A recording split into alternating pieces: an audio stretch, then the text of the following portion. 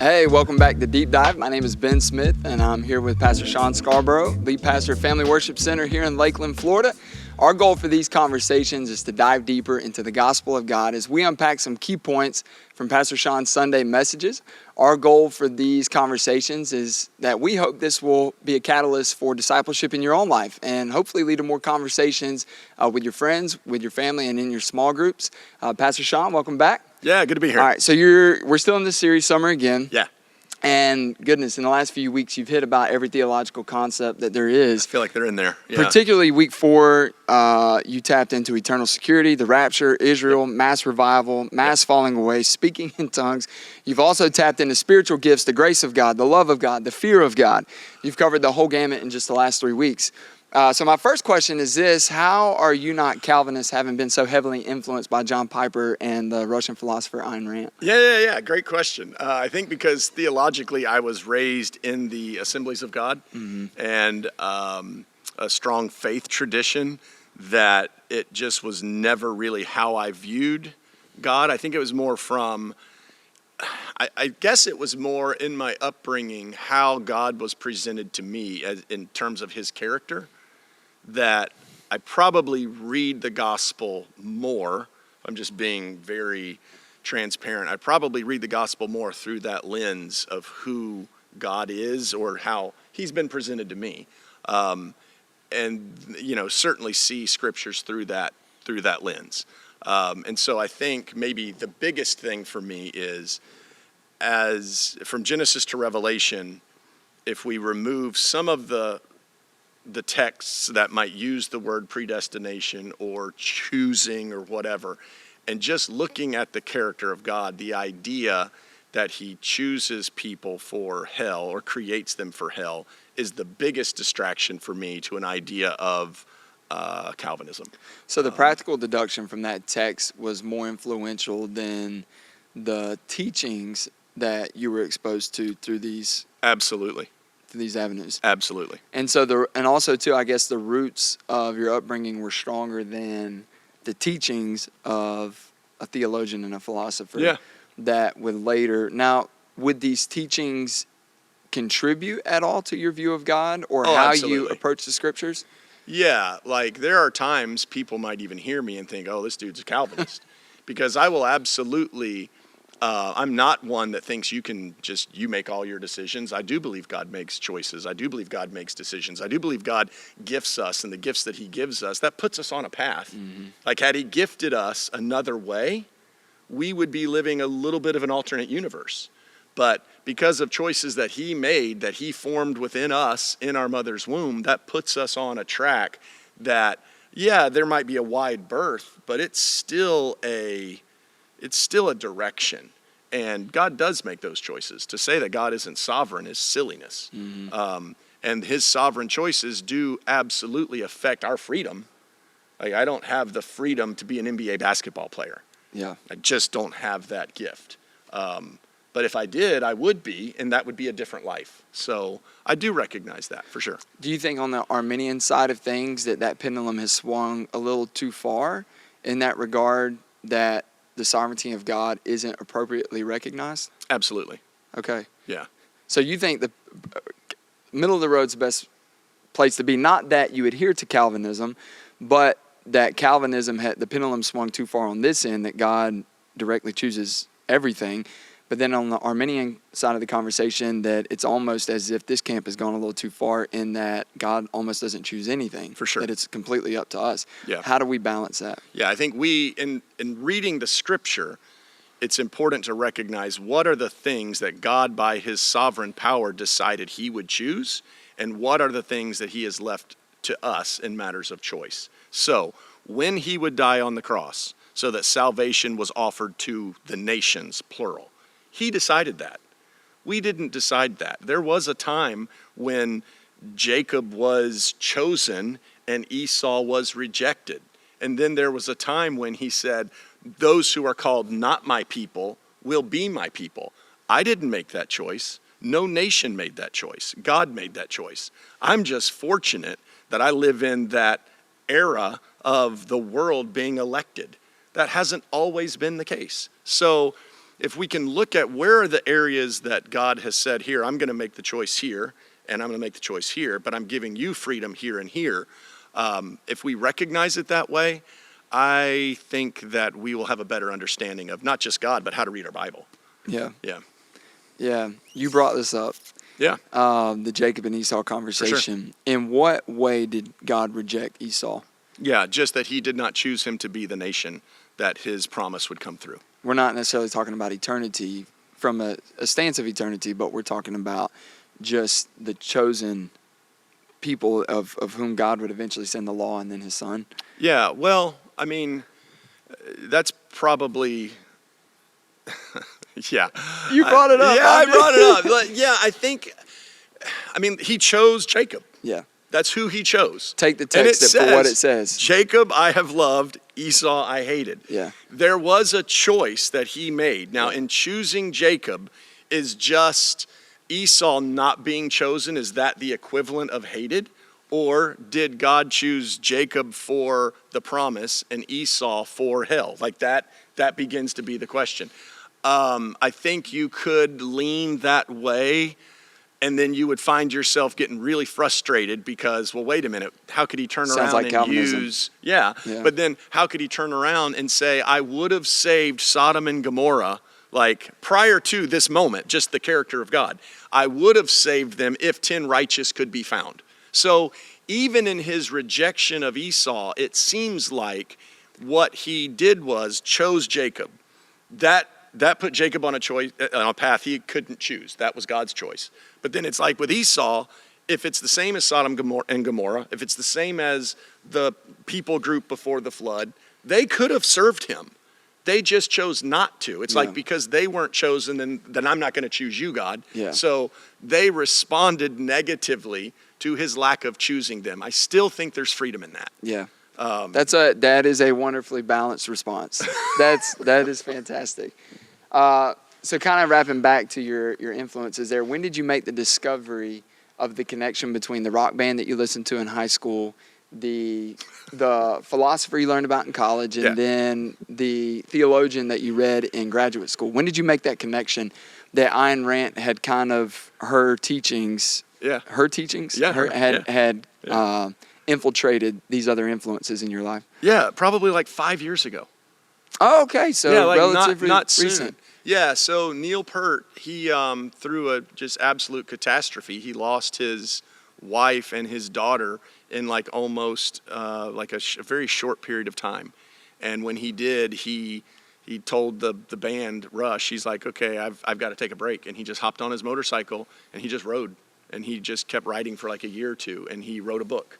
And in that book, he mentioned it. It was already known if, you paid attention to the liner notes in an album, but I was after albums, CDs were my thing. So I didn't read the liner notes. Did you read that book? No, just portions. Oh, okay. Yeah. Cool. Yeah. Very cool.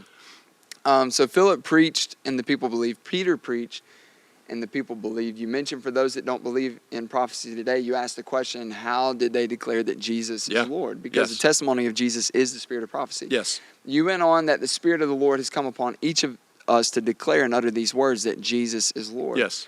It's the only way. John 6:44, Jesus said, no one can come to me unless the Father who sent me draws him. Yep. So this can sound very Calvinist. Yeah. But where's the line between the Spirit of God coming upon someone to utter the phrase, Jesus is Lord, and we choosing to accept Jesus and utter the phrase, Jesus is Lord? Yeah.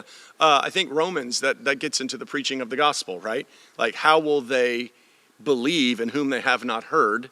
And how will they hear unless there is a preacher? And how is there a preacher unless someone is sent? So in the preaching of the gospel, we make that decision to believe this or reject this. And at our acceptance of the gospel, I'm going to say yes to this. At our yes, I believe the Spirit of the Lord comes upon us and gives us the utterance, which is Jesus is Lord. Because no one can say Jesus is Lord except by the Spirit. Right. And at that point that the Spirit does come upon, do we still have a choice in that moment to declare Jesus is Lord or to reject Jesus is Lord? Yeah, I think, where exactly did the water become wine? That's the question. Does he come upon us at our belief? It would seem like that. At the point that I believe and I'm ready to respond, it seems like that would be the moment he comes upon us, gives us the utterance, which is a prophecy, Jesus is Lord. So exactly where in that, I don't know. Where the gospel is, because the gospel is the power of God to salvation for everyone who believes. At the point the gospel is preached or the gospel is presented to a person, could it be said the Spirit of the Lord is there? Yeah. And that the choice is there, and that now they have opportunity to make that choice and utter the phrase, Jesus is Lord. Absolutely. Yeah. Yeah. Okay, cool. Yeah. Jesus said, my words are spirit and they are life. So the words come by the Spirit, right? So he's present, but you have to accept it. Yeah. I've seen some debate about it not being in Scripture that we have to say a prayer for salvation. Sure. What would you say to that? I agree with that. Yeah? Yeah. Yeah, our confession would be enough. Yeah. Absolutely. Is that confession not considered a prayer necessarily? Well, I just make sure it's in the prayer. Yeah, okay. Right? Like it would be suffice to just say, if you believe that Jesus Christ is the Son of God, that he died for your sins, and that God raised him from the dead, if you believe that, you just say with me, Jesus is Lord, and you'll be saved. That'd be enough. Yeah. What is the definition of prayer? What is prayer? Yeah, I think prayer in the strictest sense is talking to God, having a conversation with God. But I do think there is more of an asking element to prayer. And I don't know that we're asking God to save us as much as he saves us at our confession. Gotcha. Yeah. Yeah, that's good. Cool. All right, let's talk about speaking in tongues. I get this question pretty often. Why is it that there's only one, maybe two people in our congregation that will speak out in tongues? And why is it that there's only one or two that will interpret those tongues for the purpose of interpretation? Not like prayer life, but speaking out in tongues for the purpose of interpretation. Why is there only one or two and then one or two that may interpret those tongues? Yeah, there are two things at work there. One is just relationship. So when we're talking about the platform and what happens from the platform, there is the necessity of relationship with leadership. We need to know people before we are comfortable with them speaking out to our congregation. It would be unusual for somebody to just, a stranger to walk in this room and just lead us in worship that we don't know. So let's just literally, like a stranger, they just came and said, hey, I feel like I'm supposed to lead worship today.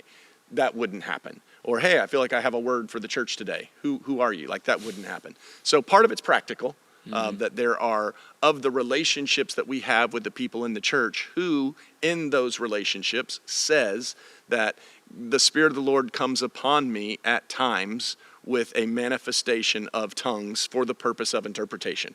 So there's a limit to my relationships, and then there's a limit to how many in those would say they have that experience. So that is one thing, and it's probably the biggest thing. But the other would be the Spirit of God himself chooses not only how often or when, but also upon whom he comes with a manifestation of speaking in tongues for the purpose of being interpreted. So it's not going to be the whole congregation. That's what Paul was saying at the end of 1 Corinthians 12. Are all apostles, are all prophets, do all speak with tongues? In the context of leading the church, the answer to that is no. So then, no, not all are going to do that. And then only the ones whom I have a relationship with are going to do that. So it's like the pie gets smaller and smaller.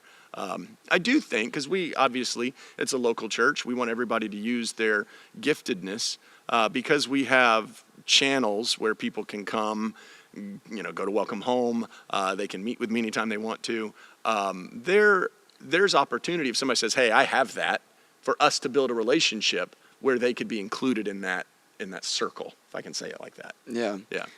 Paul gives some limitations on tongues and interpretation as it pertains to each gathering. Yeah. But obviously, in my lifetime, I don't think I've ever seen tongues and interpretation happen more than once within a single gathering. Yeah. He gives limitations, it seems like, for the single gathering. Yeah. Why do you think that, and I don't know if you've seen more than that occur more than Yeah. once within a single gathering. But why is it typically only once per a single gathering and not usually every single gathering that it happens, if he gives the limitations for a single gathering? Yeah, I think some of it is just people's bandwidth to receive it. That's just a practical thing. When he gave those instructions at the end, like he kind of ties back into it at the end of 1 Corinthians 14, and he says 2 or at the most 3. Mm-hmm. Now at that point, he's referring to prophecy specifically. But if we go back into, again, the beginning of 14, when he likens prophecy to the equivalent of the aggregate of tongues and interpretation. So we either have prophecy, which builds up the body, or tongues plus interpretation, which builds up the body. So 2 at the most 3, if we put that sort of in category, I don't feel like we would have more than 3 in any one gathering. Because tongues and interpretation, I do think sometimes, especially with somebody that might be newer to a charismatic church, that's the most jarring. That experience is the most jarring. I don't know that any congregation has the capacity to embrace more than one of those moments. Yeah. That's the practical side. The spiritual side or gospel side is there wouldn't be more than 2 or 3 anyhow. Yeah. And he said 2 at the most 3. Yeah. So I think 3 would be pushing it. I think 2 is possible. We usually see 1 when we see it. Yeah, you had mentioned the awkwardness. Yeah. Finally getting somebody to church. Sure. And especially maybe they don't have experience in a charismatic church. Maybe they don't have experience in a church at all. Yep. And then this occurrence happens where someone speaks out in an unknown tongue, and then there's interpretation of that tongue, and kind of on the inside, like, why right now? Yeah. But is it not a sign to the unbeliever when there are tongues and the interpretation of tongues? Yeah. I think it is, well, that's what the gospel says. That's what the gospel says. So but I'm why not do going to we- argue it. Why are we all like, why do we cringe when it happens? I think because we are more moved by our critics that are outside the room, that are talking about an experience that is not inside the room. But we also have those believers, not unbelievers. We have those believers from different faith traditions who have been taught something might be wrong, or they just grew up in a church setting that is far more, far less charismatic, and they come in and it's offensive to them, or it's frustrating to them, and they might speak that, which they do, and then we kind of accept what they said and we project it onto an unbeliever. I don't think it's as confusing to the unbeliever. According to the gospel, it's not. I think it's more believers who just aren't open to spiritual gifts that it's the most uncomfortable to. And that has infiltrated our perspective of the whole occurrence. That makes sense. For sure. I've actually heard 2 unbelievers separated by years perceive that the person was speaking in Hebrew. Sure. Because they know that part of the gospel of God was written in Hebrew, and that's the language of the Jews, and that was that person speaking in Hebrew? Yes. Yeah. So it's all really interesting, and they weren't alarmed by it by any means. Yep. But they did ask questions, and so I guess that's a good response. That it's more those who do know Jesus, who have accepted Jesus as Savior and Lord, but don't accept the gifts of the Spirit in operation within the church, I guess. Yes. Yeah. Yep. Right on. A few weeks ago, the U.S. launched an attack on Iran's nuclear site. Are we continuing to see prophecy unfold in relation to Israel in the last days? I believe so. Yeah, I believe that all of these movements forward, if they do nothing but just desensitize us or maybe sensitize us to what this might look like in the future, at the very least, that's what's happening. That there are alliances built with Israel and there are alliances built against Israel. There's no doubt that is going to be a huge factor in the end times. It is so wild that Yeah, such we're a seeing it. small country is the focal point, is the center stage of the world. Absolutely. And the Bible speaks to this. Yep. And the majority of the world does not accept it. Yep. That's the part that is mind-boggling to me, is that literally Israel, just seemingly insignificant nation, is on center stage of the world, and the world does not recognize that this was prophesied in Scripture. Yep. Why is that the case? How is that the case, really? Yeah, I think it just plays into Ephesians. We don't wrestle against flesh and blood, but against principalities and powers. And the devil is against what God is for. And God said, this is where I'm going to put my name. And I know people get offended by that because, well, if the nation of Israel isn't following God or they're not being obedient to God, why would he do this? Why would he protect them? Why would it be a big deal? He said, this is my land. In all the world, I'm going to choose this.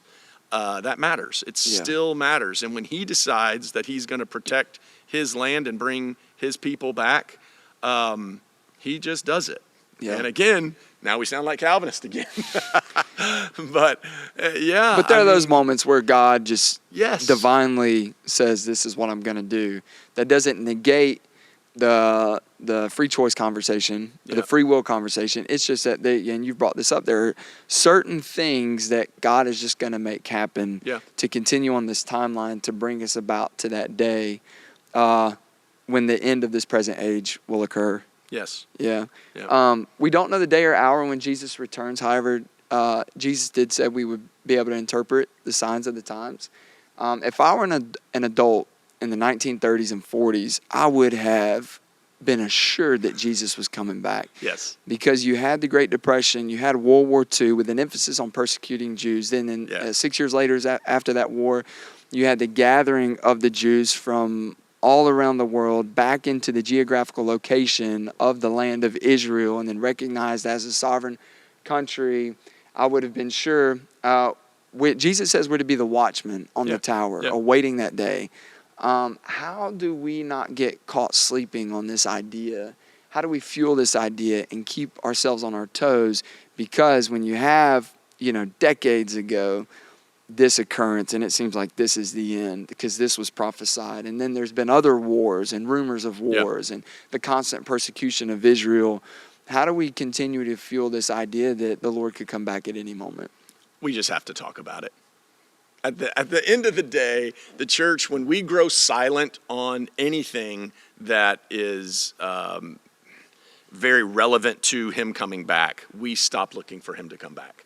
And I've certainly been guilty of that as a preacher. Sure. I've been pastoring now since here 5 years, but all told since the middle of 2012. And it has definitely been more of an emphasis in my life in the last few years, which means that was a mistake of mine in the early years to not be inclusive more of the coming of the Lord. Absolutely. Yeah. Yeah. It's a sobering thought, the idea that Jesus is coming back. And it hits me in waves. Like sometimes I'll feel it like this is real. Yeah. And then other times, just in the day-to-day, I can get lackadaisical on this premise that Jesus is going to return. But the illustration of being a watchman on the tower is very real because the watchman has a job, and that job does not cease as long as he is on the tower. And that is the illustration that we're given, that our job of looking for the coming of the Lord should not cease until the Lord comes. Yeah. And so keeping that stirred up is a challenge, can be a challenge. And to your point, like I've been guilty of it as well, of maybe not speaking on it as much, but also too in my own personal thoughts in life, keeping that stirred up. Yeah. Which is one of the reasons why I wanted to bring it up in this conversation, because one, that attack happened and you brought mention to it, but also two, to continue the conversation so that hopefully we don't lose sight. Absolutely. This is going to happen. Absolutely. There are different beliefs as to the sequence of events concerning the rapture, the tribulation, and the millennial reign. Concerning the rapture, there are these phrases: pre-trib, mid-trib, post-trib, which is pre-tribulation. Those that hold to the belief that Jesus will rapture his saints before the tribulation occurs. Mid-trib, those who believe that Jesus will rapture the saints in the middle of the tribulation. And then post-trib, obviously, that Jesus would rapture the saints after the tribulation. What is the significance of us holding to a pre-tribulation stance, and why is this important? Yeah, I think for a lot of it, it's a matter of consistency. What am I preparing people for? So if let's say a mid-tribulation doctrine was correct, then that would mean that I can talk about the coming of the Lord and just sort of refer to it, but not with a sense of urgency, because I'll be confident that, okay, if I believe it's mid, then I have to know when it started. Well, if I know when it started, then I know the timeline. And I'll be able to say, hey, we're just watching for them. I mean, you want to live recklessly and roll the dice, fine, but when this starts, you better start coming into church. So there's not that sense of imminence, even in the message now, because I can kind of predict it, right?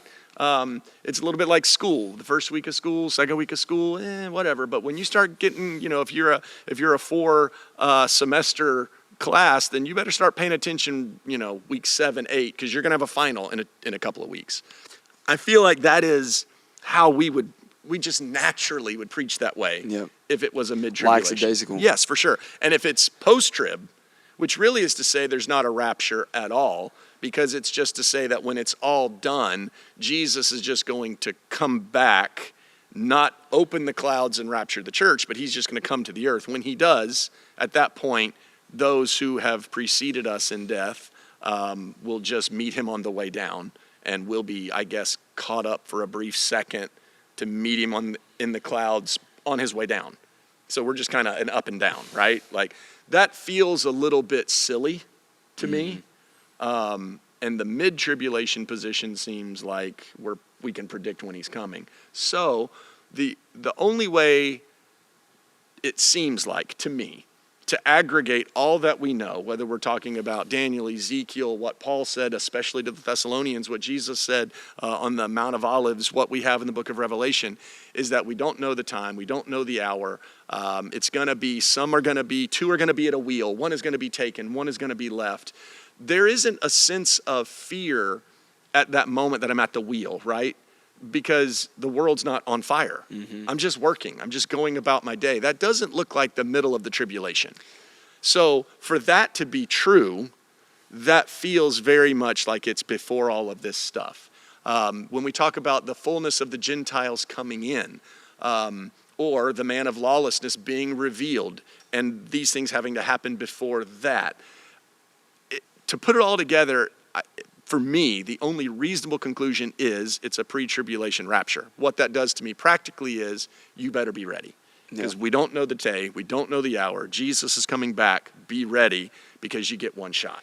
And essentially, if the others were true, and we did have a sense of a timeline when Jesus would actually return, then it seems like there would be this allowance to be reckless and to live sinfully, which is never the heart of the gospel. It's always, follow me.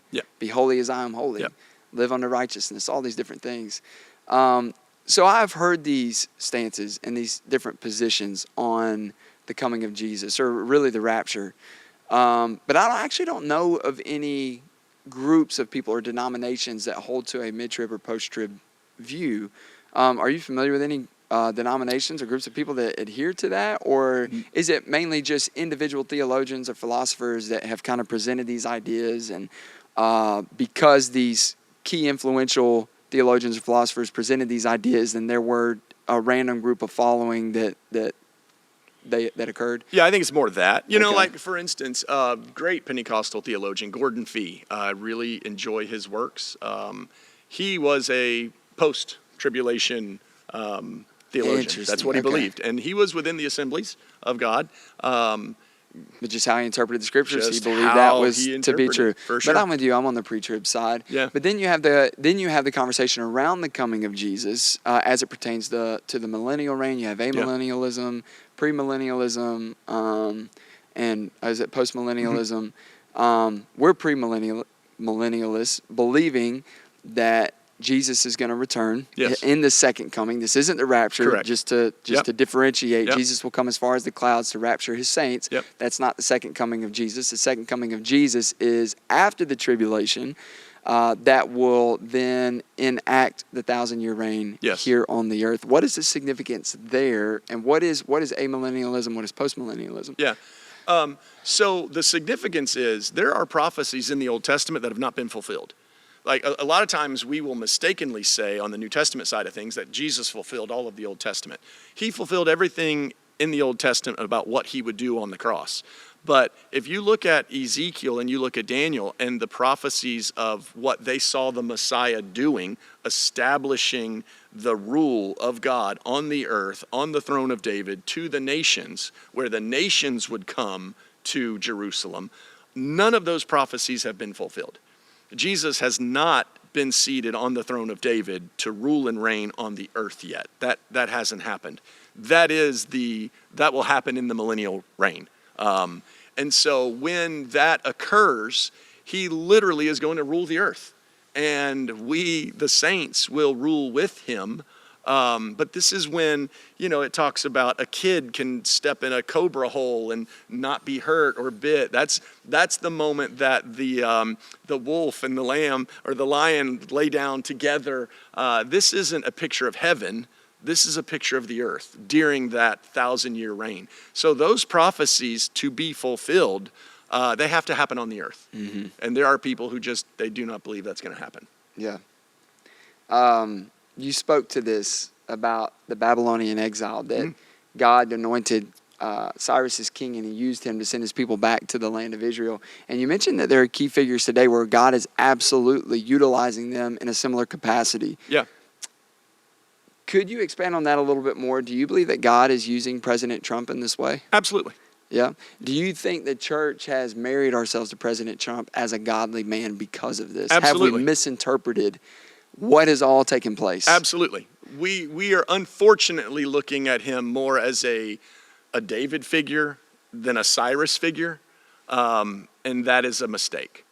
We can't look. Character still matters. Yeah, faith in Jesus still matters. So we can't act like this is a type of godly ruler. Do I absolutely believe that as God took the right hand of Cyrus, that he is taking the right hand of President Trump to do things? Yes. And his term is going to end. And do I believe God will continue raising up leaders to do that, to bring about the end? I absolutely do.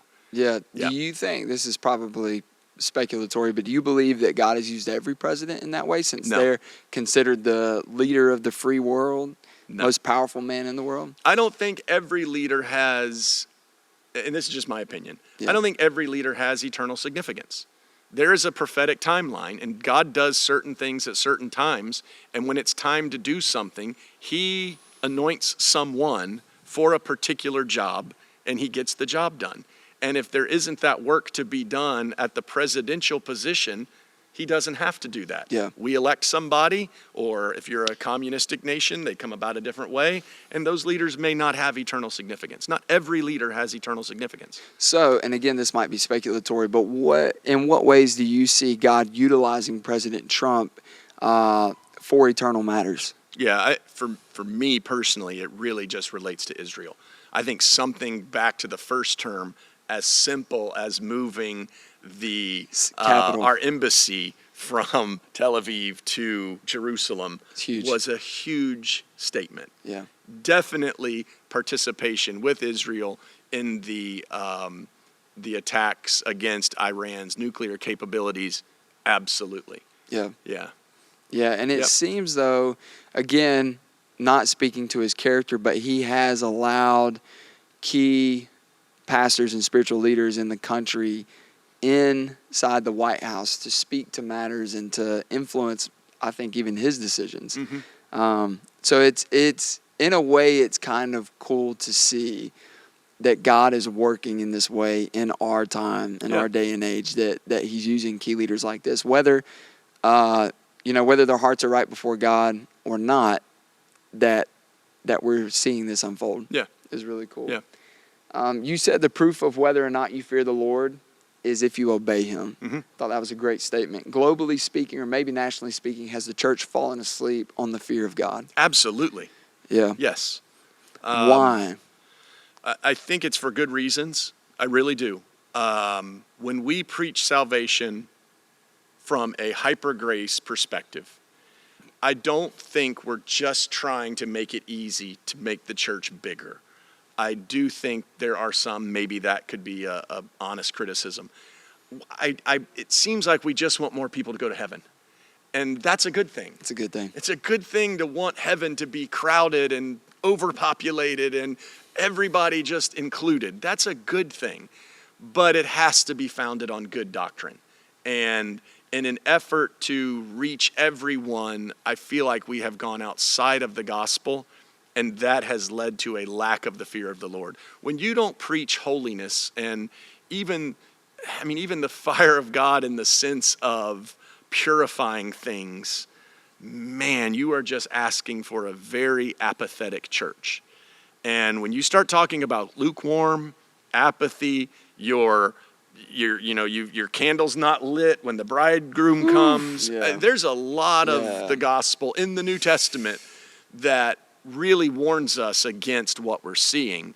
And I feel like the only reason why we don't have the fear of the Lord is because we just don't believe these scriptures anymore. It's like we've softened the road to salvation in the way of following Jesus so that it's not as hard, so that hopefully more people will come. But adversely, we are disillusioning the people. Look, narrow still is the gate. Yeah. The gate is still narrow, and wide is the way to destruction. Yeah. That's not going to change. And so we have to love people, yes, which should force us to compel them to come, yes, but what are we asking them to come to? Yeah. We have to keep asking them to come to a narrow gate. If we widen the gate because we love people, we have, in my opinion, lost the first command, which is love God. So it seems like in an absence of loving God for the sake of loving people, we've made a wide gate, and that's unfortunate. Yeah. We've leaned into the comforter, best friend, closer than a brother, merciful, loving, gracious characteristics of God. So how do we maintain this, but also in this day and age encourage the church to heighten the sense of the fear of God? How do we do both? Yeah, obviously we don't do that well. Yeah. But if we preach all the scriptures, maybe we'll live all the scriptures, and our lifestyle will be the letter, if you will. But we tend to emphasize one side or the other. We do really good at emphasizing the brotherly part until we swing out of balance. And then because it looks like things are getting way off, then we emphasize the judgment part, and then we get out of balance. We need to probably just get better at doing it both. all. Yeah. Like, just center on the gospel. You know, that phrase, I don't know who coined it. I learned it from Tim Keller, but gospel-centered. Like, I think if we just preach the gospel, we'd keep people on the narrow path. Yeah. Lovingly. Yeah. Yeah. It's wonderful. You brought up fasting recently as well. Mm-hmm. What is the purpose of fasting, and how crucial is it that the church fasts today? I think fasting is very personal. Yeah. It's corporate when the church body itself would be going through a critical season corporately. Mm-hmm. What typically is true of most churches is we have some people who are going through difficult seasons, maybe not even difficult, just heightened seasons where they really need to have an answer. So for those seasons, for those individuals, fasting is absolutely imperative. I think maybe we haven't all done it. I don't preach a whole lot on it, so that again is something that probably needs to come into the conversation more. But if somebody has gone through the common channels, right? Like they're gathering, they're praying when the church is praying, they're following God pretty good, but maybe they're under attack by the enemy. Maybe there's a breakthrough that they just need spiritually, maybe with an addiction, whatever, and they're just not getting there, then, man, it's sackcloth and ashes. Mm-hmm. Like, it's time to fast. It's time to go to a greater extreme, for the lack of a better term, just to capture the attention of God. Does he see you? Yes. Is he aware of you? Yes. But we see those times in Scripture where these people just took extra effort to hear from him. And if you believe that he speaks and you believe that he guides you and you're just not hearing him, I think it forces you to go to a more extreme manner. We all do this. I don't know if you've ever, maybe you've not been the kindest in your marriage. Maybe you just didn't get it right. What do we like to do? Okay, well, normally it's Tuesday and we might just eat at home. But because I was a jerk yesterday, We're going to go out to eat. We're going to go do something. I'm going to try, maybe I'll bring a flower or flowers home or like something, right? Yeah. I think we go to extremes when we really need greater answers. And so fasting for me is an extreme. Yeah. It's like, when I say last resort, fasting is not the first thing I do. Yeah. I might pray. That might be the first thing I do, but not fasting. Yeah. Fasting is when, man, I've done everything else. Can't seem to get clarity here. Let me go deny my flesh so that I can get in the spirit. Yeah. That's fasting. That's good. Yeah. So in addition to needing clarity, maybe going through a really trying time, is it biblical to fast just as a norm, just as a habit, periodically for the purpose of maybe just drawing closer to God or? Yeah, I don't know. I don't think so. And the reason why I say I don't think so, I put it back in the conversation when Jesus was having this with his disciples. And they said, hey, how come John's disciples fast and we don't? And he said, because when you have me with you, you don't fast. But soon I'm going to be taken away and you will fast. So he puts it back on situations. So when you're in a situation that it's necessary, then you fast. I don't always go through critical situations. I think for most people, if we're living according to the gospel, we will, generally speaking, we'll have a fulfilled spiritual life. But there will be those times or seasons of extreme attack or persecution or sacrifice or suffering or whatever word we want to use. And that, I think, that is absolutely when we fast. When we just don't feel like God is with us or he's just not loud enough. Those are the excuses for fasting. So for that reason, it's not a natural rhythm. Now, I think, let me say this is a little cranky, but we've become very health conscious. Yeah. That's a good thing. Yeah. As a good thing, fasting has come into that health rhythm. I think it's sort of silly for people who are just health conscious, putting fasting in as a health rhythm to make that out to be something spiritual. Yep. There's nothing spiritual about that. I'm with you. It's healthy. Great. But I'm talking about fasting. If at the core you're doing it for health benefits, you're not fasting. 100%. Yeah. Yep. Yeah, I agree with that. Yep. Well, this has been a refreshing series this summer. It's been really good, very enlightening, and honestly, rubber meets the road.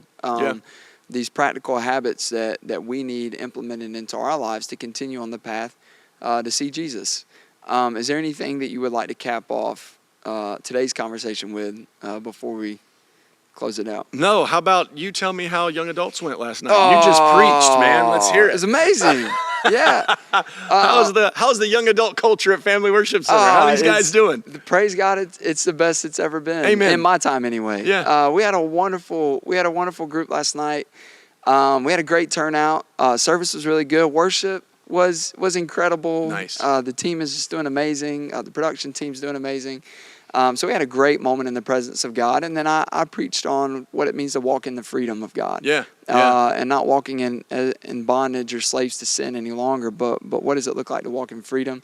And kind of tied that into culturally the season that we just celebrated of independence. And then after service, we had outside in the beautiful Park Pavilion area, we had different games set up. We grilled hot dogs. We had HTO. Let's go. Kind of tied that in. Shout out to HTO. Yeah. Silly tied that in to the Boston Tea Party, chunking 372 cases of tea overboard. So we just have fun. And last night we stayed later than we've ever stayed. Okay. Yeah. Good. Just the community was happening. It was wonderful. Yeah. Fantastic. Praise God. Yeah. Good things. Had a blast. Good. Thank you, Pastor Shawn, for being here. Thank you. And thank you guys for listening in. And we hope to see you this Wednesday and this coming Sunday here at Family Worship Center. And we hope that you continue to pursue Jesus with all of your heart and that you continue to experience him in your own life. And we'll see you next time.